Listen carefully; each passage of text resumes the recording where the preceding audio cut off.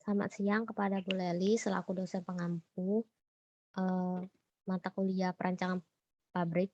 Kemudian teman-teman sekalian, perkenalkan nama saya Devi Marani dari kelas A Palembang. Di sini saya akan menjelaskan produk berupa parasilen. Dengan rumus kimianya itu C8H10 dengan nama umum 1,4 dimetilbenzen. Kemudian ada juga sifat fisik dan kimianya dan juga parasilen ini digunakan sebagai bahan baku berbagai industri dan juga digunakan sebagai solvent pada industri kimia dan juga sebagai bahan baku pembuatan senyawa kimia organik. Di sini ada blok diagram proses pembuatan parasilen, kemudian ada kondisi operasi dari berbagai alat, yaitu deskripsi prosesnya, yaitu reformate feed berupa BTX dan hidrogen feed masuk ke dalam reaktor dealkilasi. Kemudian reformate feed yang berasal dari reformate unit ini di-convert melalui naphtha menjadi produk yang kaya akan aromatik. Pada reaktor dealkilasi terdapat katalis dealkilasi. Kemudian hasil output dari reaktor dealkilasi berupa effluent dealkilasi lalu masuk ke reformer splitter, di mana reformer splitter ini akan memisahkan Lex gas stream, benzene stream, heavy hydrocarbon stream, C9 hidrokarbon aromatik, silane stream, dan toluene stream yang terkandung pada effluent dealkilasi. Kemudian toluene stream akan masuk ke reaktor disproporsionasi. Kemudian hasil dari reaktor disproporsionasi masuk ke splitter kolom. Kemudian silane stream masuk ke tahap separasi, menghasilkan produk yaitu parasilen. Kemudian hasil sampingnya itu masuk ke unit isomerisasi untuk mengkatalisis M-silen dan O-silen menjadi parasilen. Kemudian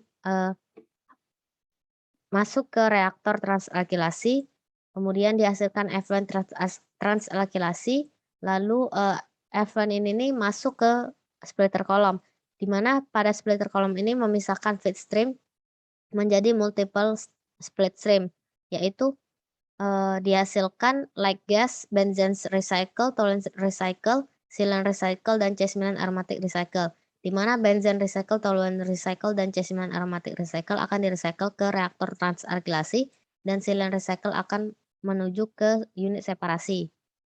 Kemudian ada perbandingan proses dari berbagai rujukan, di mana setiap rujukan memiliki proses yang berbeda-beda. Kemudian ada alatnya yaitu dealkilasi reaktor, mengubah hidrokarbon aromatik C9+, mengubah hidrokarbon aromatik C10+, dan menghilangkan isomer termasuk hidrokarbon aromatik C10+. Kemudian ada reformer splitter, memisahkan berbagai produk yang telah dihasilkan pada reaksi dealkilasi. Kemudian ada reaktor disproporsionasi, yaitu di mana reaksinya itu metil akan berpindah dari toluene satu ke toluene yang lain.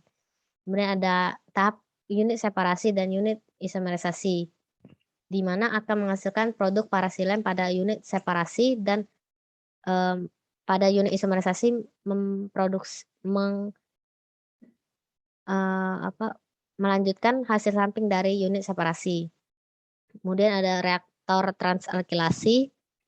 Kemudian hasil dari output dari disproporsionasi reaktor dan isomerisasi unit dan transalkilisasi masuk ke unit splitter kolom. Kemudian di sini ada data volume ekspor dari tahun 2015 sampai tahun 2021 dengan pertumbuhan laju rata-rata itu 1,37%, sehingga proyeksi pertumbuhan ekspor naik secara terus-menerus sampai tahun 2031. Begitu juga import, ada datanya dari 2015 sampai 2021 dan laju pertumbuhannya itu menurun sampai tahun 2031. Lalu penentuan kapasitas produksi.